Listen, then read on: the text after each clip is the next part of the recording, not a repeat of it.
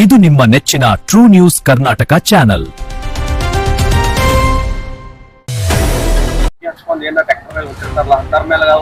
ರೈತರ ಹಲ್ಲೆ ಮಾಡಿದ್ದಾರೆ, ಪತ್ರಕರ್ತರ ಬಿತ್ತರಿಸಿಗಾಗಿ ಅವರ ಹಲ್ಲೆ ಮಾಡಿದ್ದಾರೆ. ಅದಕ್ಕೆ ತಾವೇನ್ ಹೇಳಕ್ ಬಯಸ್ತಿರ್ತಾರೆ?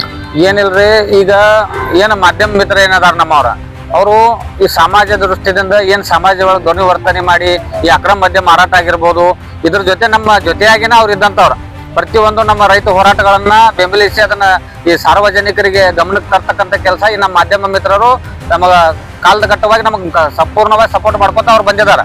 ಆದ್ರ ಇವತ್ತು ನಾವು ಇದನ್ನ ಕೇಳಾಕ ನಮ್ಗೆ ದುರ್ದೈವ.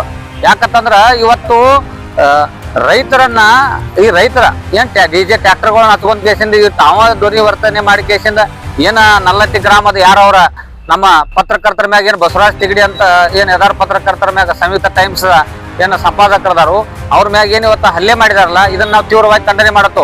ಏನ್ ನಮ್ಮ ಕರ್ನಾಟಕ ರಾಜ್ಯ ರೈತ ಸಂಘ ಹಸಿರು ಸೇನೆ ಏನ್ ಚುನಪ್ಪಣ್ಣ ಪೂಜಾರಿ ಅವರ ನೇತೃತ್ವದ ರೈತ ಸಂಘ ಐತಿ, ಇದನ್ನ ನಾವು ತೀವ್ರವಾಗಿ ಖಂಡನೆ ಮಾಡಿ ಇವತ್ತ ಸಾರ್ವಜನಿಕರವಾಗಿ ಏನ್ ನಾವು ಹೋರಾಟ ಮಾಡತ್ತು, ಇವ್ರು ನಮಗೆ ರಕ್ಷಣೆ ಇಲ್ಲ.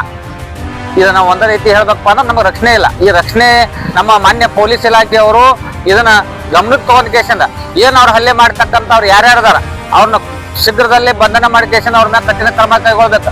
ಯಾಕಪ್ಪ ಅಂತಂದ್ರ ಇವತ್ತ ಮಾಧ್ಯಮ ಮಿತ್ರರ ಮ್ಯಾಗ ಹಲ್ಲೆ ಮಾಡ್ಯಾರಂತಂದ್ರ ನಮ್ಮ ಮ್ಯಾಗ ಹಲ್ಲೆ ಮಾಡಿದಂಗ ಇವತ್ತು ಹೋರಾಟಗಾರ ಮ್ಯಾಗ ಇರ್ಬೋದು, ರೈತರ ಮ್ಯಾಗ ಹಲ್ಲೆ ಮಾಡಿದಂಗನ.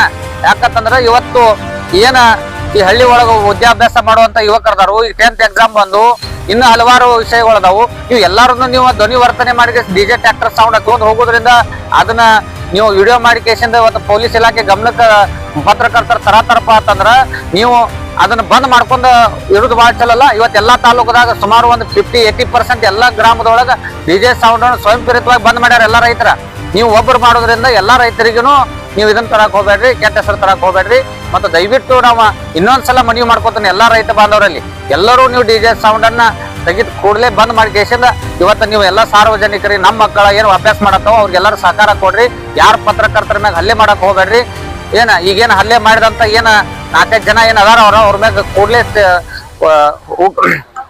ಕಠಿಣ ಕ್ರಮ ಕೈಗೊಳ್ರಿ ಅಂತ ಹೇಳಿ ನಮ್ಮ ಮಾನ್ಯ ಘಟಪ್ರಭಾ ಸಾಹೇಬ್ ಏನ್ ಪೊಲೀಸ್ ಸಾಹೇಬರದಾರ ಅವರಲ್ಲಿ ವಿನಂತಿ ಮಾಡ್ಕೊತೇನೆ.